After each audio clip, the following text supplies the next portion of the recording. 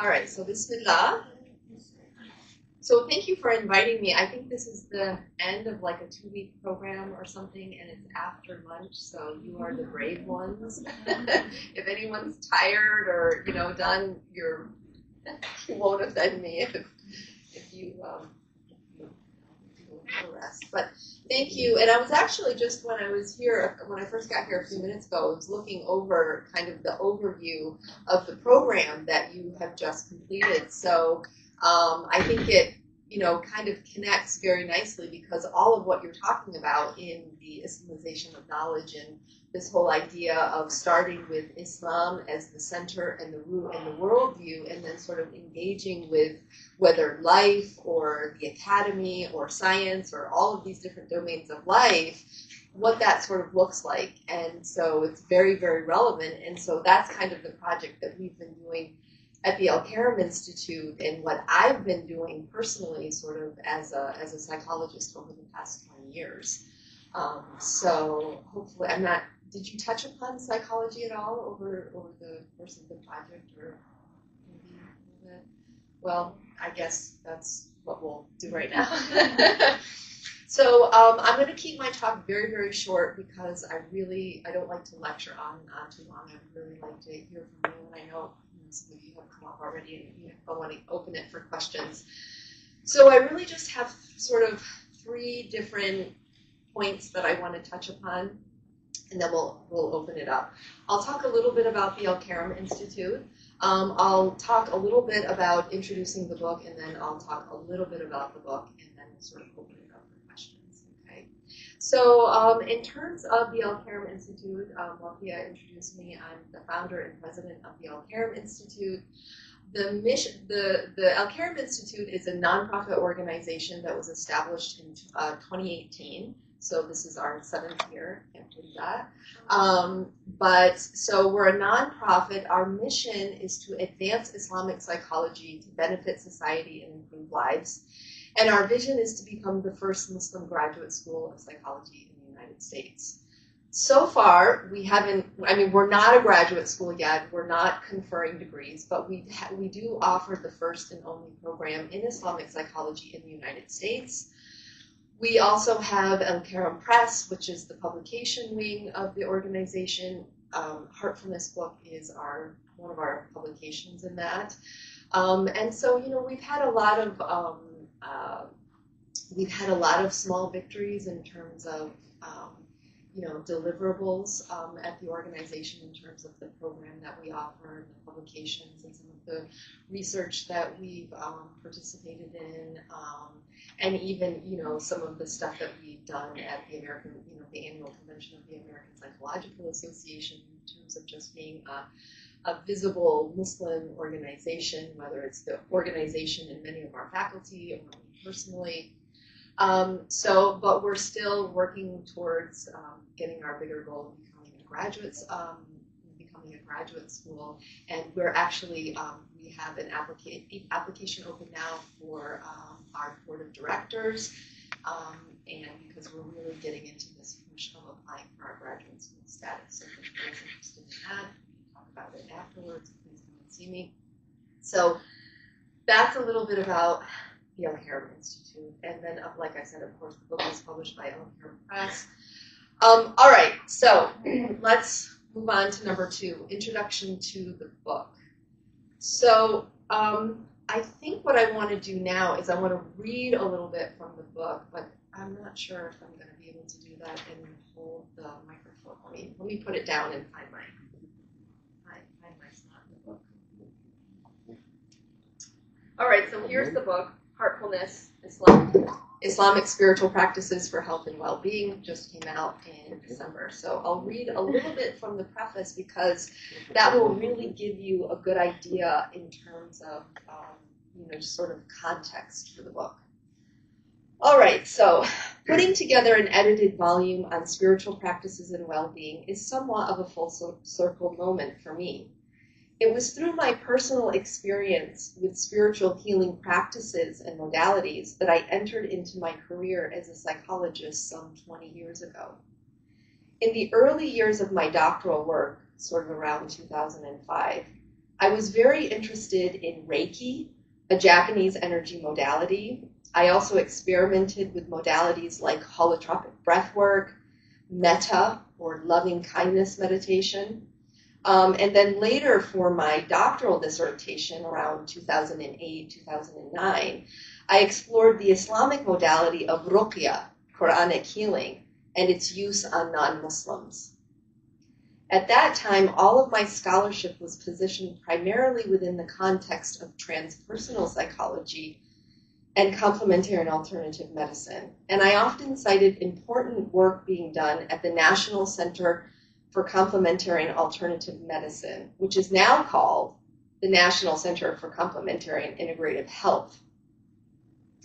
NCCIH is the federal government's lead agency for scientific research on complementary and integrative health approaches, and is one of the 27 institutes, centers, and offices that make up the National Institutes of Health.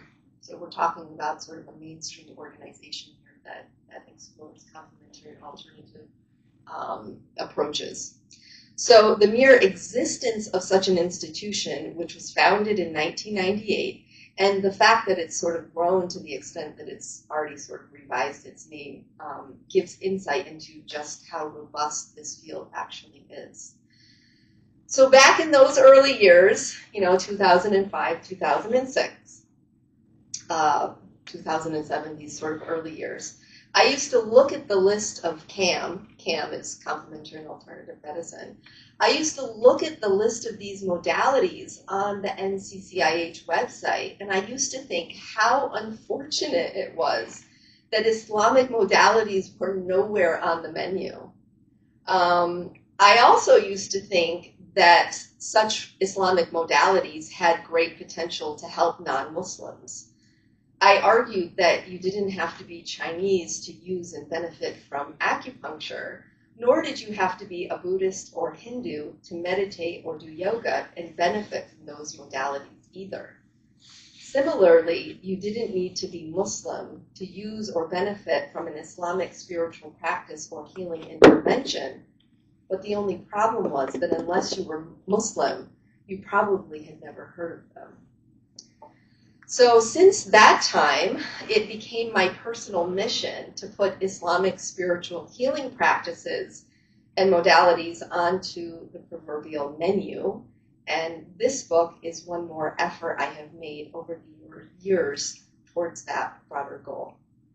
So lastly, I just want to mention that this book comes out on the heels of another book I just edited that came out last year called The Way of Love, Towards an Islamic Psychology of Virtues and Character Development, and that's this book here. I think the library has a copy. So both books are essentially on the same topic, Islamic spirituality. What's different are the scholarly domains and contexts in which each book is positioned. So The Way of Love is about Islamic spirituality within the fields of positive psychology and scholarship on virtue and character development. Heartfulness is also about Islamic spirituality, but within the context of health, well-being, and complementary and alternative medicine. So it's my hope that the work presented in both books demonstrates how one particular topic, in this case Islamic spirituality, can have relevance to and indeed advance so many different domains and in so many different ways. And we'll sort of talk about that. That I can't emphasize how vital it is that Islamic and Muslim perspectives be part of scientific and academic life in general. And I think that's what you've been talking about all week.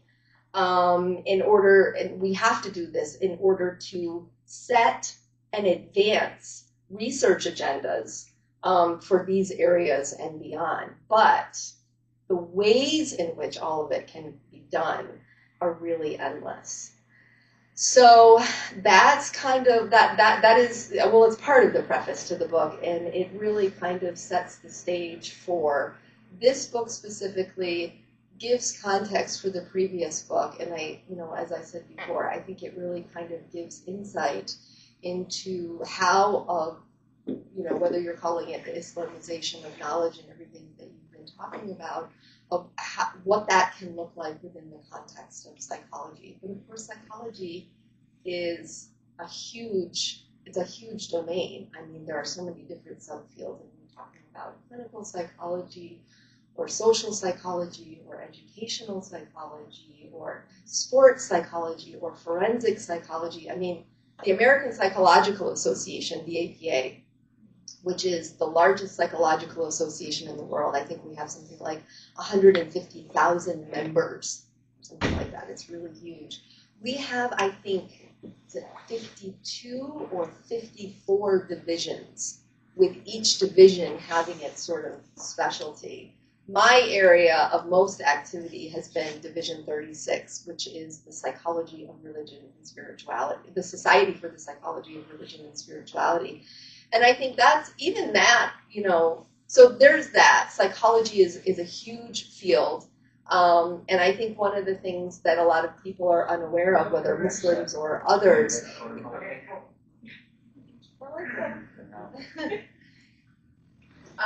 is the fact that there is this area for religion and spirituality, even within, sort of mainstream psychology, whatever that means, right?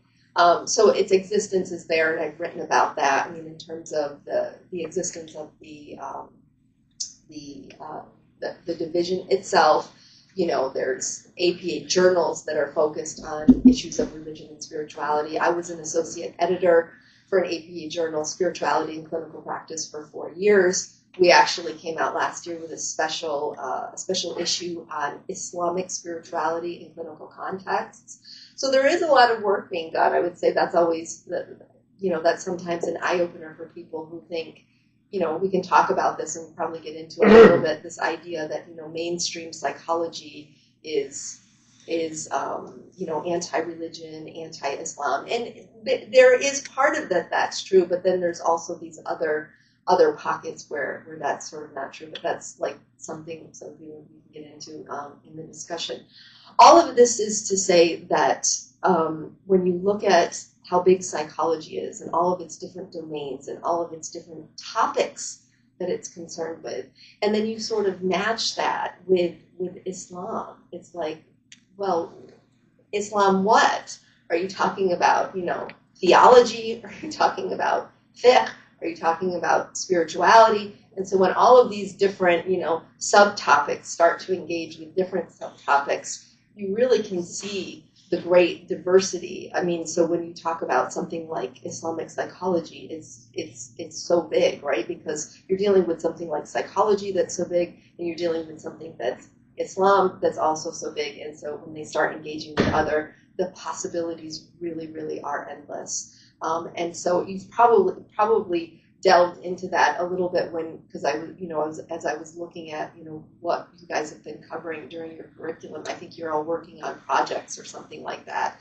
And you can probably see that even when you're talking about within the context of the Islamization of knowledge, how you're applying Islam or having Islam be your starting point for whatever areas that you want to engage in or the solutions you want to come up with or the topics you want to delve into. There's also so many ways that you can do that too, right? All right, let's see. So that's a little bit about the introduction to the book. My journey, as I said in the preface, I've been an academic psychologist for 20 years, but my whole entry into the field started off by just, kind of experiencing these different spiritual practices and healing modalities. And I've written more about that too. And if anybody wants to ask me about that, just kind of very briefly, I've had very intense personal healing experiences with some of these modalities. And so, I entered it through personal experience, and then sort of, as you'll see, and as I've written about I think in the Way of Love book, this idea of when research becomes research. We often are, doing different research projects because it touches upon something that we've experienced personally. And then, like I said, looking at the use of ruqya on non-Muslims, and if anybody has any questions about that study was published. That was something that I carried out. Actually, I lived in the Emirates for 10 years, and I did my doctoral research in Abu Dhabi. And there was a Iraqi who was actually a Sudanese man, and this was 2008, I want to say 2009, and he was practicing there on a regular basis. I mean, it was even like connected to the Awqaf or something along those lines. But he was doing that all day long, doing Quranic healing, and some of the people really had very powerful experiences with that. And in my doctoral study, I actually delved into that very deeply, and there were some non-Muslim women who were my participants in my research study that also had very, very powerful healing experiences with that. And like I said, all of that is published. You can ask me questions about it or whatever, but that's sort of published. And so it's really interesting, like I said in the preface, this book, coming out with this book, on the one hand, it was a full circle moment for me, because it was like I had been wanting to do this book literally probably since I did my dissertation. And there was constant, I've even published on it before, this idea that there are so many Islamic spiritual practices that people can benefit from. And when you go to these places and you see how many people are doing yoga or how many people are doing these things, well, Islam has that. And how can, this idea of, making this available, both to Muslims, but kind of bringing them into the discourse within this broader domain. So it is that, the book is finally here, but, as I said before, that I've also done a lot of stuff in that regard along the way as well. So we'll see. We could continue to check the NCAM website and see, I think I was there, recently when I was putting the book together, and you sort of see how it changes over time. But let's see, one of these, more in the research and more publications and that sort of thing. So, all right, let me stop there. I want to wrap up in the next 5 or 8 minutes. I want to move on to my third and final talking point, which is, instead of just introducing the book, but actually some of the meat and contents of the book. And some ideas to think about when we're talking about Islamic spiritual practices and some of these like thorny issues of non-Muslims using them or looking at them within a Western non-Muslim context. So the book. So we had some really amazing contributors to this book. Has anybody taken? For some reason, I thought those 25 books were going to be in your hands and you would be able to sort of read through, but there is a copy. Can I maybe pass this one around so people can maybe take a look at? Yes, we have the copies outside. Okay, just so because I don't know if I have time to go over the whole table of contents, but we really do have. I'll mention just a couple. But this, when you look at, well, there's 8 different chapters, but when you look at the different topics that are covered, it speaks really to this idea of diversity. There really is so many different topics and different ways that they can be put together to benefit people. But for example, the first chapter, From Mindfulness to Heartfulness, a Sufi Islamic perspective on being in spiritual practice. So this first chapter is really important because it gets into the meat of the distinction between, talking about mindfulness, what mindfulness is within the Islamic tradition. And it's really not mindfulness, it's really like heartfulness, because when we're talking about human ontology, Islam has its own ontological views on the human being, whether we're talking about the nafs and the qalb and the aql and the ruh, these different kinds of components and structures of the human soul, psyche, self. And so we have to talk about that. Originally, actually, the book, for a while when we were putting the book together, the book's original title actually was Heartfulness, Mindfulness, Meditation, Prayer, and Other Islamic Spiritual Practices. It was something like that. And then we some people had said, make it something more mainstream. But that's an example of, you talk about mindfulness or mindfulness and meditation and these kinds of things. well, what's Islam's version of that? We have to sort of set that out there. And so like that first chapter sort of delves into all of these issues about what is an Islamic perspective of things like mindfulness and meditation or heartfulness. I mean, heartfulness, that kind of speaks to it there, that, you know, mindfulness in Islam is not mindfulness in Buddhism. I mean, yes, it is partly quieting your mind, but there's a whole other theological framework that you have to understand when you're talking about these spiritual practices. So, or for example, one of the other chapters, Chapter 2, the impact of heartfulness on health and heredity via epigenomic regulation. This is a really interesting chapter written by a very interesting scholar who is both an Islamic scholar, a sheikha, and who has multiple ijazas, and she also has a PhD in like molecular biology and genetics, and she actually has she's discovered something like 9 different neurodevelopmental disorders. And so she writes about epigenetics, this idea of how the environment impacts gene expression. And she talks about that with authority, because she is an authority on that topic, about how various Islamic spiritual practices actually has potentially the capacity to alter our genes. So that's that chapter. One more chapter, just very briefly, and then I'll get into the discussion and turn it over to questions. Chapter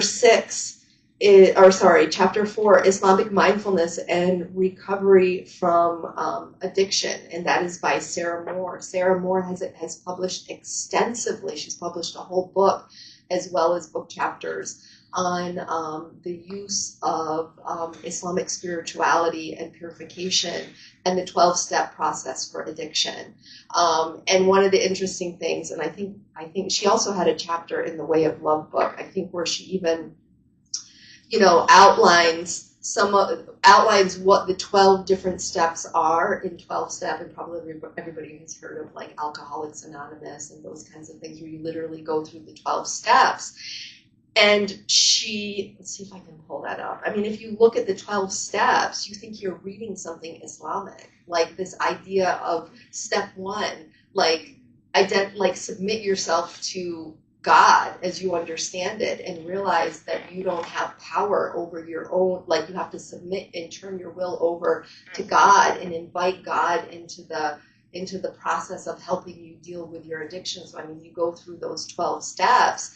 And, you know, it's this 12-step program, but again, you think you're reading something Islamic. And the reason such work like that is important is understanding, like, these parallels between purification, tazkiyah, tasawwuf, Sufism, whatever you want to call it, spiritual practices, and its use in addiction.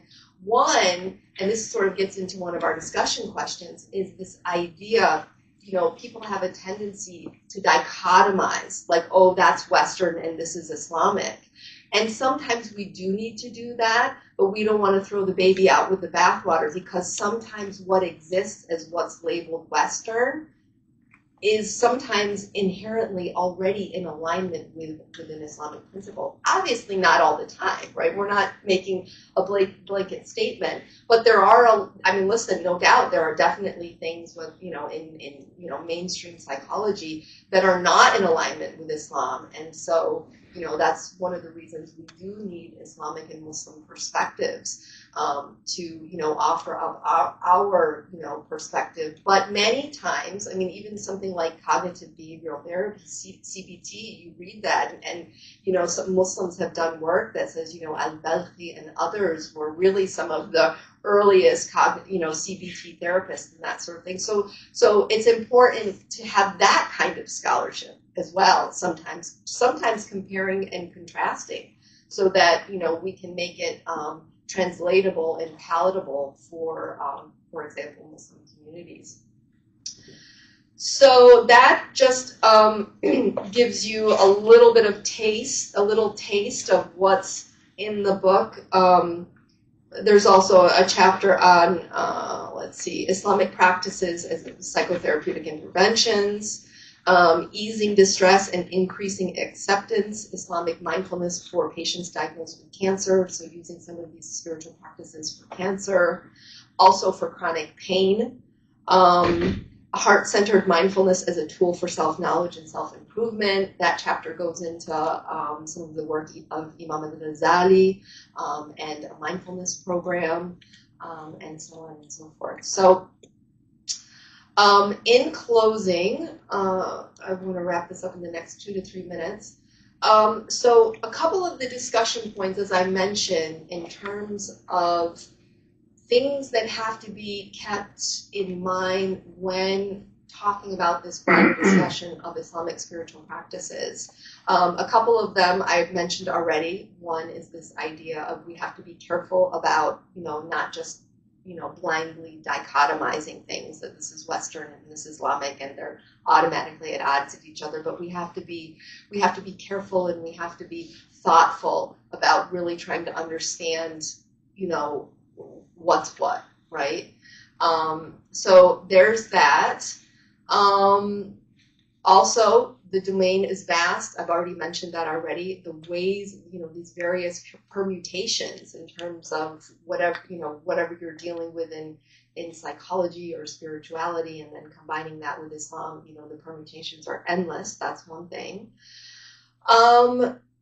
And then the other thing I want to mention too is that, whether it's about Islamic spiritual practices for health and well-being, or whether we're talking about Islamic psychology, it's always important to keep in mind that, when we talk about this, we automatically think that, this is something for Muslims. And in fact, that brings up the bigger question of what is Islamic psychology? Is it psychology for Muslims? Is it psychology by Muslims? Is it psychology about Muslims, right? And in our Islamic psychology program, we spend the whole beginning of the program just sort of talking about, like, what is Islamic psychology and what are we really talking about here? But a lot of times the assumption is that Islamic psychology, or even something more specific within that, which is what we're talking about here in the book, Islamic spiritual practices, is that it's something applicable for Muslims. And I would say, yes, that's part of it. That's kind of like maybe the lower hanging fruit. But then there's the other aspect that we have to think about, and that is being creators of psychological science, or creators of this domain of Islamic spiritual practices for health and well-being, whatever it is we're talking about, that it's having Islamic and Muslim perspectives and being creators of science as opposed to just consumers of somebody else's science. So there's the application of that for Muslims, but then there's the contribution. There's Muslim contributions at a higher level. It's like those of us who are Muslim psychologists, it's creating psychological science that is rooted in our worldview, as opposed to just psychology that's tailored for Muslims. But again, that's part of it, but there's these different levels. And so having Muslim and Islamic perspectives, creating psychological science, or these spiritual practices for health and well-being, which is rooted in Islamic worldview, and considering how is this potentially relevant to non-Muslims, and how is it relevant within a non-Muslim Western context. I think you can't navigate in this world of scholarship without addressing those questions. And then, of course, even beyond the academy and academia and scholarship and science is even the higher level of sort of being part of the fabric of American life and establishing institutions that produce outputs and deliverables that are rooted in an Islamic worldview, but again, aren't kind of like a niche thing over where we Muslims are just talking to ourselves, but really thinking about the implications of whatever we're doing at the broader level. So there's definitely these sort of different levels. So those are always, like I said, thorny issues that really have to be addressed. They're more discussion points aside from the actual issues, the specific topics of whatever the spiritual practices are, and whatever context they're being written about in. But I think I will leave it there, and and I think I'll open it up for questions and discussions. So thank you.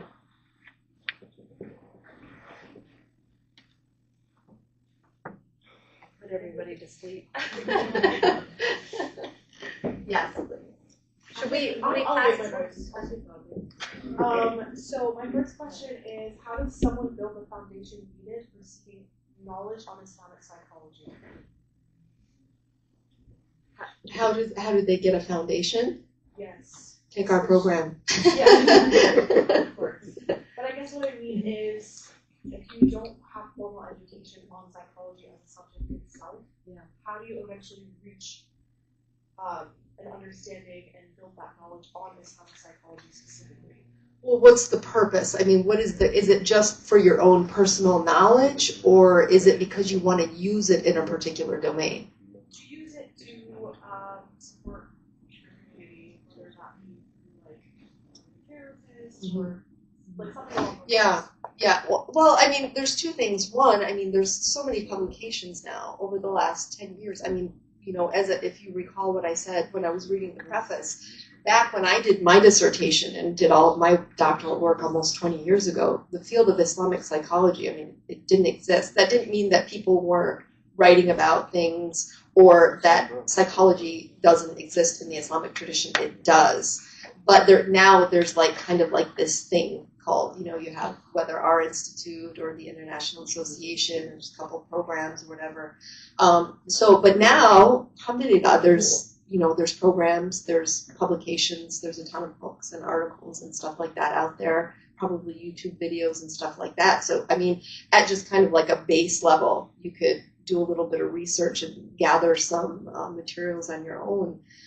In terms of if you want to use that to then serve your community, and if you're talking about being a therapist, I would say that you definitely need to be in a formalized program, because I would not recommend giving therapy without having some sort of training or license or anything. So, and that's what we hope to, Allahu Alam, I don't know. I mean, that's our vision. Whether we get that, I don't know. But I mean, the vision is that that our institution becomes that. There are so many different, there's marriage and family therapists, there's clinical psychologists, there's licensed professional counselors. I mean, psychology is a general word, but the professions the helping professions, the therapeutic professions that exist in that are also varied in some of our master's levels, some of them are doctoral levels. They all have licenses connected. Imagine an institution that trains, Muslims in an Islamic psychology worldview to be able to provide that. So they doctor us. But that's what I would say. A lot of information out there. There are programs. So depending on what you want to do, that will dictate how you need to equip yourself. Yes. I'm so excited about Islamic psychology, and it's such a booming, area. And I'm really excited that we have this opportunity to talk to you about I think I'm curious exactly what the approach is of being, or your research, what the approach is towards Islamic psychology. Because as you were mentioning, there's so much of history behind it. There's Al-Banti and Dr. Malik Badri and Kashwarzi and Awad. There's so many. They're all my my friends and colleagues. Yeah. So I was just curious, in your program, what's the approach, and you talk about that. Yeah. So what was the question? Oh, you were asking like what our approach is at the Al-Karam Institute. Yeah. So it's not so, all of these people that you mentioned who are, dear friends and colleagues, and, it's a small field, those of us who are sort of in this area. And it's not that any one person, I would say, is taking a particular approach. I mean, an institution like ours, it's like we educate you on what the various approaches are. It's not that one approach is taken and there you go. I mean, for example, Human Kashafarzi or Abdullah Rahman, they've written a lot about human ontology, like the structure and function of the human self. So in a lot of, each of them, both Abdullah Rahman and Human Kashafarzi, in one of the books that I think this library has, it's that I edited in 2017, called Islamically Integrated Psychotherapy, Uniting Faith and Professional Practice. in that edited volume, each of them had a chapter where they talked about their approach, and they talked about, you know, the nafs and the ruh and all of this sort of human ontological perspective. And then they later went on to expand those chapters into actual books. And I think Abdullah did his PhD like on that topic or something like that. So so you get exposed to all of it. It's not about, you know, and again, there are so many different, you know, there's marriage and family therapy, or there's individual counseling, and so, but the ways you could put that together is so vast, because, like, for example, their writings talk about like human ontology, and then in that same book, there's another chapter where I think Rabia Malik talks about using stories in the Quran with her clients. Or there's another chapter in that book that is called like the heart method. I think it's healthy emotions rooted in Rasulullah, talking about Prophet Muhammad, peace be upon him, and using him as a psycho-spiritual exemplar. So you see, all of these people are practicing Islamically integrated psychotherapy, but the way that they go about doing that is so, so different. You see? So to go to your question about, you know, the Al-Karam Institute, it's about giving you a broad perspective of all of those things. I mean, if you were to go to, I always like to use the example of like the Chicago School of Professional Psychology is a well-known graduate school of psychology that offers like a gazillion different psychology-related degrees at master's level or doctoral levels. You know, it's like if you just go and get a master's in psychology or a PhD in clinical psychology, usually, you know, you'll have a class where you're taught CBT, psychoanalysis, solution focus. You're not just taught one thing. You've got to know like kind of the plethora of, you know, things that are available. So I mean, that's kind of what it is. It's not like one thing. But how we very much understand what Islamic psychology is that it's just psychology, but it's rooted in an Islamic worldview. God exists, people have a soul, and there are spiritual processes that need to be taken into account, and tools that we can use, things like prayer or dhikr or whatever. These can be part of the healing process. This is the starting point of psychology. And so that is different than a secular worldview. And so it's developing a science that starts there and not apologizing for it. I just wanted to find out basically the Islamic psychology that you talk about. So do you have any pioneers or names in it, like in, you know, psychoanalysis we have Freud and people like that. So Islamic, how did it evolve? Who were the pioneers who started this Islamic psychology? Yeah, well, what do you mean started? I mean, like there's been a lot of publications on the work of classical Muslim scholars, and so some of my contemporary colleagues have published articles on, for example, the work of al-Balkhi or Imam al-Ghazali, some of these classical Muslim scholars who wrote about topics that we today call psychology. So like that's one, like how far back do you want to go? Or if you want to talk about today, there's a number of us who are, some of these names that we're already, talking about that are kind of like have revived it in the 21st century and that sort of thing. So it depends. Which millennium are you talking about? Those are philosophers basically, but the concept of Islamic psychology versus the Western. So yeah, but again, it's how are you defining Islamic psychology? Like, what are you really talking about? Right? Yeah, definitely. I mean, Dr. Badri, I mean, yeah, he was kind of like calling for that. He was calling for basically everything that I'm talking about here. And, yeah. So your institution, what's that? Your institution, Al-Karam Institute, Yes. one of your few, if not the only one that's focused on Islamic psychology, right? I mean, we're an academic institute. I mean, yeah, we offer the only, first and only program in Islamic psychology in the United States. But of course, CMC, Cambridge Muslim College in the UK, my colleague Abdullah Rahman started their program in Islamic psychology the same year we started ours.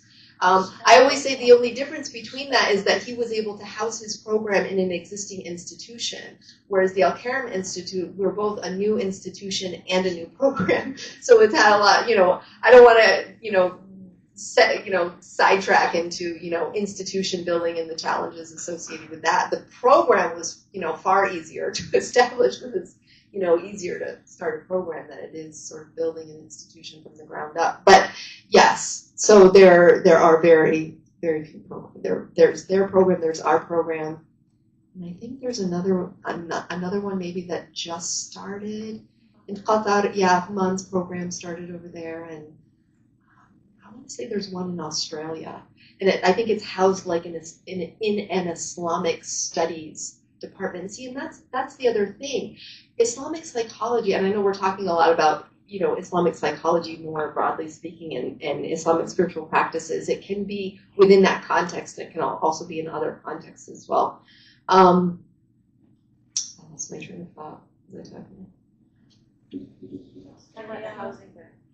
Oh, yes, thank you. Islamic psychology is not just for psychology. You can have, and we have an Islamic Psychology Research Fellowship at the Al-Karam Institute, and that's there for students who want to do their master's thesis or doctoral dissertation on an Islamic psychology topic, but are already enrolled in an institution and they don't have faculty because there's no faculty who specialize in Islamic psychology. And we have students coming from psychology departments and from Islamic studies departments. Do you need a GRE for that? To get into that? To the fellowship? Yeah, no, for the master's program. Well, that's up to whatever whatever institution you're enrolled in. I mean, our fellows are enrolled in existing institutions doing their master's and PhD. But then they're like, I want to do my topic on Islamic psychology, but my advisor here doesn't know anything about it. We don't have and usually these master's thesis, doctoral dissertation, you usually have 3 faculty, and usually one of your faculty should be from outside of your institution.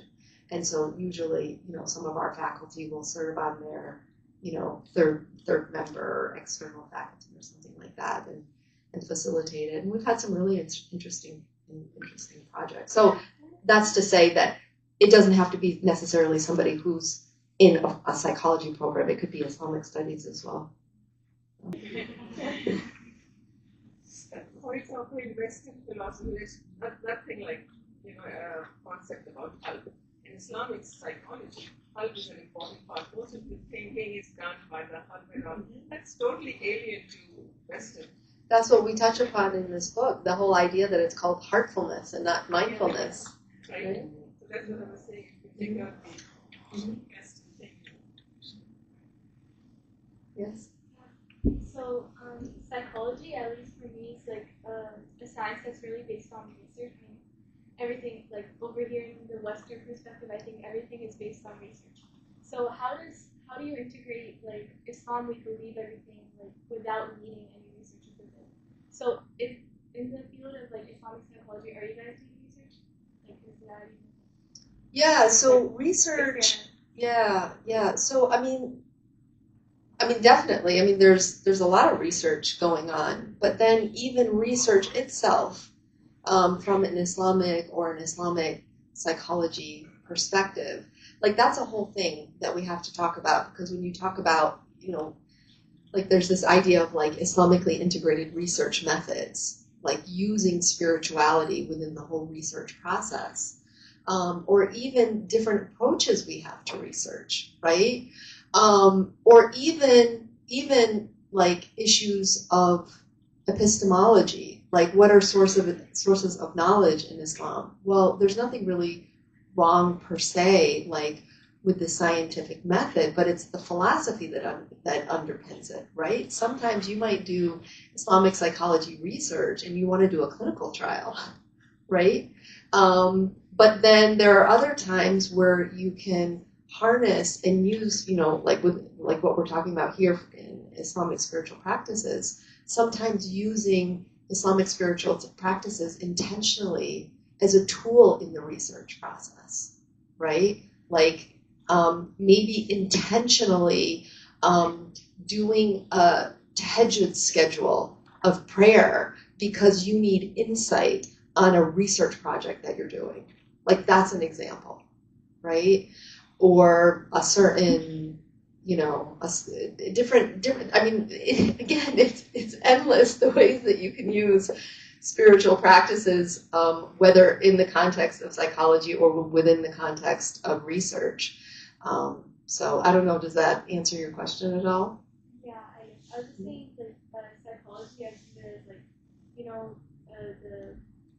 there's certain experiments like that they do and then they prove it. Like, so they have theories, and then there's but in Islamic psychology, it's more like a foregone conclusion. Yeah, it's more you guys probably do have to keep track of how many times did this work and these one. So do you guys keep track of that? Is that important? Well, I mean, again, there's so many different ways to do research depending on, so I wouldn't use just sort of generalizations, but I would say that, definitely spirituality can be part of the research process, depending on what you're doing. There was another question over here, and then we'll there, and then. My question kind of, I don't think maybe it's subliminally related, but I'm an international student, and one of the things that I've noticed much a lot, the U.S. has a lot of, there's so many scholars here that are working towards, and internationally in other places that are working towards Islamic. But I wanted to ask, what would your appeal be for the case of Islamic psychology to more to communities that are still very resistant to accepting it as a field of study? To accepting psychology or Islamic psychology? Islam. You mean Muslims or non-Muslims? Muslims. Oh, so the issue was with Muslims. Well, that's part of those thorny issues. On the one hand, there's this fallacy that all Muslims want Islamic psychology. That's not true, and we even know from research that sometimes Muslims avoid Muslim therapists because there's a whole thing that comes with whether it's shame or whatever. But we also know the opposite is true, that a lot of Muslims only want Muslim therapists. So depending on what you're talking about, right, there could be a great desire in the Muslim community for Islamic psychology or a great aversion, right? Just depending on sort of what those contexts are. But in terms of the non-Muslim context, I could say the same thing is true, and even in my own experience, that on the one hand, you'll always have these people, that are just hostile to anything religious. On the other hand, and I've written about this, in our sort of climate of diversity and inclusion, where everything is DEI, that climate has actually been very, has created an atmosphere of great receptivity and openness for Islamic psychology. And I've written about my personal experience. One of the APA journals actually did a whole article on me about, being a Muslim psychologist, sort of a visible Muslim psychologist in mainstream psychology. And to talk about my experience of how I integrate who I am as a Muslim with what I do in psychology. And part of what I talk about is actually the pretty open and receptive experience I've had, especially in mainstream APA places, where they are calling for diverse voices and perspectives, and especially Muslim ones. I've actually been invited to participate in numerous, whether research studies or even to have positions. Like I had mentioned earlier that I was an associate editor for Spirituality and Clinical Practice, which is an APA journal. I was invited to do that specifically because I'm a Muslim, because they want diversity, they want diverse perspectives. That's a different. I've told this story before about one of my colleagues, Amber Huck, who's sort of known in this field. And I remember us having a conversation one day. He's in his 60s now, so he's older than me. And he talks about, I think it was back in 1981. It was the early 80s, where he actually did it. He was a graduate student, and and he interviewed B.F. Skinner, who's, I don't know if anybody, it's kind of almost like to the level of Freud in terms of being known in the field of psychology. And he interviewed him, and because they were both attending a conference. And he tells the story about how he asked Skinner, have you ever read the Quran, or what do you think about religion and that sort of thing. And the next day, Skinner went to this psychology conference where he was the keynote speaker, and he came to it in mocking fashion, dressed like a Catholic priest. I mean, can you imagine that today? I mean, that's kind of like black-faced type of stuff. And, the audience was laughing, and just this blatant, like, disrespect towards religion. So, it's like times they are changing. Right? It might have been that way in 1981. And, and I've written about this too, that this idea that religion and spirituality and psychology, there's this like antagonism. And it's like, yes, on the one hand, that is true, especially during, the years of, the 50s and 60s psychoanalysis, and then the rise of behaviorism and people like B.F. Skinner and stuff like that. But religion and spirituality has always been there, even if it's, you know what I mean? If you talk about people like William James, some of the founders of modern psychology, he wrote The Varieties of Religious Experience. And then, even today, like I said, we have this whole field, and over the last 20 or 30 years, I mean, it's a huge field, religion and spirituality and psychology, and combined with diversity, equity, and inclusion. So it depends where you're positioned that will impact sort of like your experience of that. My experience has been very, very positive, but Just say maybe like one or two more questions because we're over time and we're going to wrap. Yeah. Go ahead. On that note, how has it been post October 7th? I participated in like the mental health space and a lot of like initiatives and all of that, but then once October 7th happened, so many of my lead mentors were silent. And silent. So curious to see like how your experience was and your participation in the APA. Are you a psychology related student at all? Or no? Okay. Yeah. It's tricky because it's psychology is also feeling that tension. There's so many diverse voices, and nobody wants to like offend anyone. It's really hard. There was, right after, in October of last year, the year before, there was one of the Division 36, Psychology of Religion and Spirituality, on one of the listservs, and one of the sort of known psychologists in that field in Israel had said something about, us, my poor sons, and, they're in the IDF, and he said something on the listserv about, like, pray for them or something, and I just kind of, like, went off, like on the listserv, like this listserv is, there was a little bit of a thing, so there's that, and then people are reaching out, like, oh God, Carrie and some of our other, known Muslim psychologists and then, these other, Jewish or Israeli, so I think it's a mixed bag. And then, we submitted last year. So APA convention was in August of this, it was in Seattle. And I presented twice. One of the talks was on the article that the APA published on me, on being a Muslim psychologist and how I integrate what I do as a person of faith in my professional life. And we had submitted something on Gaza by one of our faculty, actually, who wrote the first chapter in this book.